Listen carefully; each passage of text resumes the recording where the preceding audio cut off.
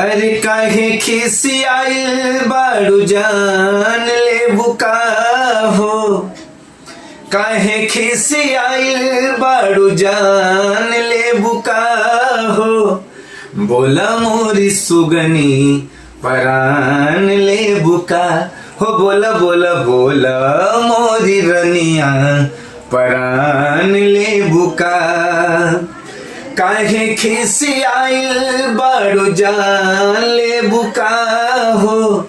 काहे खिसियाइल बाड़ू जान ले बुका हो। बोला मोरी रनिया परान ले बुका हो। बोला बोला बोला मोरी सुगनी परान ले बुका। आ झुमका झुलनी कंगन औरी हार बनवाइब। ऊपरा से नीचा वाले तोहके सजाइब।